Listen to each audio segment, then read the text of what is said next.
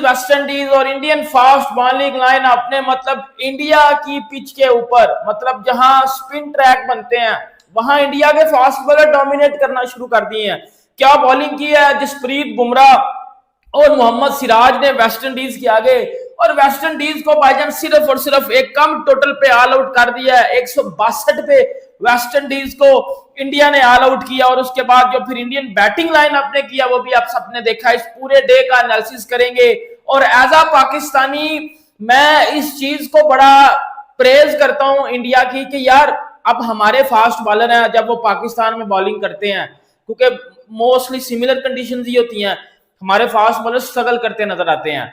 हमारा शाहीन अफरीदी हो गया या जो भी फास्ट बॉलर है वो उस तरह विकेट क्या पेस भी नहीं लेके आ सकते इन पिचेस के ऊपर।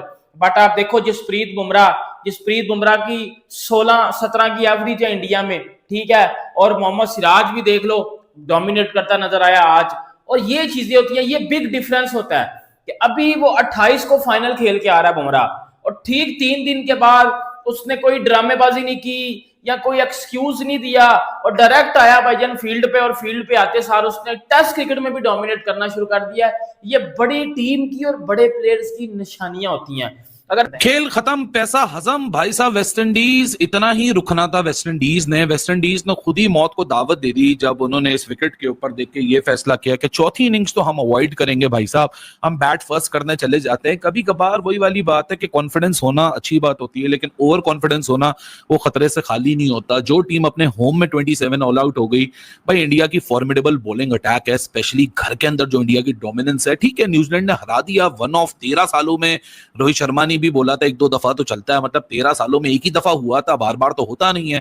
लेकिन जो इंडिया की घर पे स्ट्रेंथ है वो सिर्फ यही देखनी थी कि गौतम गंभीर with the new captain around किस तरीके से अपनी जो रिसोर्सेज हैं उसको इस्तेमाल करता है। सबसे पहले तो पॉजिटिव चीज जो इंडिया की बॉडी लैंग्वेज, वो तो आपको दिखती नहीं है कि कहीं भी हिली हुई हो, उसमें कोई टाइटनेस का एलिमेंट दिख रहा हो, क्योंकि अब प्लेयर्स इतने सारे हैं कि 3 दिन पहले इंडिया एशिया कप खेल रहा था, 3 दिन बाद टेस्ट मैच खेल रहा है, वहां लड़के मुख्तलिफ हैं, यहाँ लड़के मुख्तलिफ है, लेकिन कॉन्स्टेंट एक ही चीज है, वो तो है जसप्रीत बुमराह।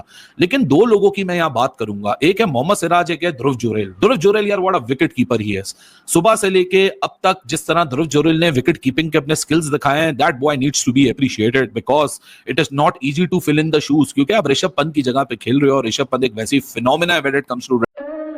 नमस्ते दोस्तों, आप सभी का स्वागत है आपके अपने YouTube channel Hindustan cricket world पर। इस चैनल पर हम आपके लिए लाते हैं क्रिकेट से जुड़ी बेहतरीन और जानकारीपूर्ण न्यूज़। हमारा मकसद है आपका मनोरंजन करना और आपके दिन को बेहतर बनाना।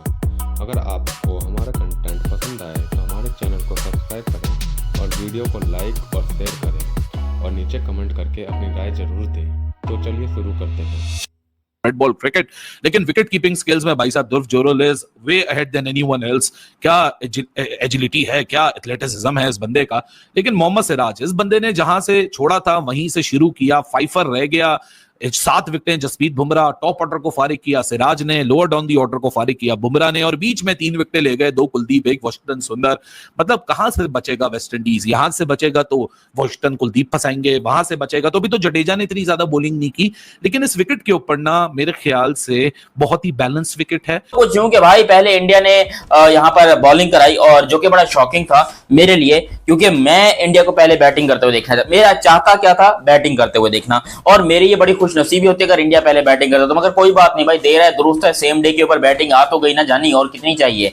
सबसे पहले भाई यहाँ पर वेस्ट इंडीज की बैटिंग और वेस्ट इंडीज के बैट्समैनों ने हक दिया, एग्जैक्टली सीधा बोलूं तो हक दिया, मतलब यही किया है, और क्या बोल सकते हैं। और जो इंडिया के बॉलर थे उन लोगों ने तबाही मचा के रखी है भाई। जसप्रीत बुमराह के लिए 14 ओवर के अंदर उसने 3 मेडन ओवर डाले, 42 रन दिए और 3 विकेट हासिल किया। मुझे एक बात बताओ, जो लोग कहते हैं कि भाई बुमराह को T20 मैच से रेस्ट करवा दो, यहां पर वो एक दिन के अंदर 14 ओवर फेंक रहे हैं। कितने? 14 ओवर वो एक दिन के अंदर फेंक रहे हैं, और T20 में आपको 3 मैचेस लगते हैं 12 ओवर फेंकने के लिए।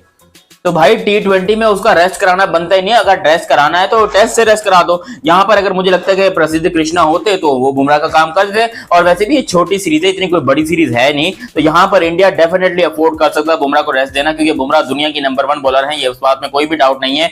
लेकिन यहां पर रेस्ट दिया जा सकता है। मगर भाई खैर मेरे ख्याल से वेस्टइंडीज को कच्चा चबाने का इरादा करके आए थे हिंदुस्तानी। उन्होंने यहाँ पर जो है 14 ओवर के अंदर 3 विकेटें हासिल की, जबकि मोहम्मद सिराज द लेजेंड एक बार फिर से 14 ओवर के अंदर 40 रन और 4 विकेट। इसकी लिस्ट के अंदर रेस्ट वाली चीज है ही नहीं। ये अपनी जिंदगी में रेस्ट का लफ्ज है ना वो डिलीट करवा के लाया था। जो इंग्लैंड के अगेंस्ट मैचेस हुए थे 5 के 5 टेस्ट मैचेस खेला था, यहां पर भी इस बंदे ने बोला कि भाई मैं तो खेलूंगा, कोई और खेले ना खेले। तो मोहम्मद सिराज ने 14 ओवर में 3 बैटिंग करके 40 रन दिए और 4 विकेटें इंपॉर्टेंट हासिल की, जो कि बड़ी जबरदस्त थी, क्योंकि कोई ये नहीं सोच रहा था कि सिराज का ऐसा कमबैक होगा। और इस पिच के ऊपर जहां पर स्पिन को ज्यादा जो है ये कह रहे हैं कि हमने जो है वो स्पिन को स्पिन फ्रेंडली पिचेस बनाई हैं, लेकिन सारा मजा जो है फास्ट बॉलर्स ही लूट के चले गए। कुलदीप यादव ने भी यहाँ पर 2 विकेटें हासिल कर ली, हालांकि थोड़ी इकॉनमी रेट 4.10 का रहा। भाई इतना तो यकीन करो, हमारा पाकिस्तानी बॉलर्स का 6 का तो टेस्ट में रहता है, तुम इसकी क्या बात कर रहे हो? ये तो आपको ज्यादा लग रहा है, तो फिर ये कुछ भी नहीं है। अभी 4.10 का इकोनॉमी रेट रहा। कुलदीप यादव ने यहाँ पर 2 रन किए और 2 विकेट ली, बड़ी इंपॉर्टेंट विकेट ली और शानदार थी। वॉशिंगटन सुंदर ने भी यहाँ पर 1 विकेट हासिल किया। मरते मराते वेस्टइंडीज बेचारे लड़खड़ाते जो भी करते करते 162 के ऊपर पहुंच गए। 162 ऑल आउट। 162 के ऊपर वेस्टइंडीज की टीम पूरी की पूरी लुढ़क गई। हम समझ गए कि भैया तुमसे ना हो पाएगा, तुम लोग साइड में होके बैठ जाओ और किसी बेहतर टीम को आने दो। 2 भाई दोनों तबाही, मैं तो यही कहूंगा 2 भाई दोनों तबाही। सिराज और बुमराह की बात करूं, जिस तरीके से इन्होंने आउटस्टैंडिंग तरीके से आज बॉलिंग की है। देखो मेरी रिक्वेस्ट है आईसीसी से as soon as possible Indian cricket को खत्म किया जाए, या इनके मुकाबले के अंदर ना कोई एक न्यू टीम एक ऐसी लेकर आई जाए जो इनको टक्कर दे सके, जो इनके साथ टक्कर पूरी कर सके। या तो इनका लाइसेंस कैंसिल कर दो, इनकी जो मेंबरशिप ही कैंसिल कर दो, मुकाबला बन ही नहीं रहा है। साफ सी बात है यार, देखो ना वेस्ट इंडीज 162 के ऊपर ऑल आउट हो गई है। अभी ये एशिया कप जीत गए, उससे पहले चैंपियंस ट्रॉफी जीते, उससे पहले ये T20 वर्ल्ड कप जीते, उससे पहले इन्होंने फाइनल खेला है। ये हार ही नहीं रहे हैं। एक ऑस्ट्रेलिया ही वाहिद टीम है जो इनको टक्कर देती है, या कभी थोड़ा सा अफ्रीका इंग्लैंड दे देती है, लेकिन ज्यादातर यही जीतते हैं। तो मेरा कहने का मकसद है कि इनकी क्रिकेट को खत्म कर दें, क्योंकि कंपटीशन तो रहा ही नहीं ना, ये बहुत ऊपर निकल गई हुई है टीम। आप या तो फिर ऐसा करें कि इंग्लैंड, ऑस्ट्रेलिया और न्यूजीलैंड की मिलकर कोई एक टीम बनाए जो इनको टक्कर दे सके। खैर इस मुद्दे के ऊपर बाद में आऊंगा, इंडिया वर्सेस वेस्ट इंडीज के मैच के ऊपर बाद में होगा, लेकिन मैं पहले बात करना चाहूंगा what is happening. Indian cricket का क्रेज खत्म होता जा रहा है।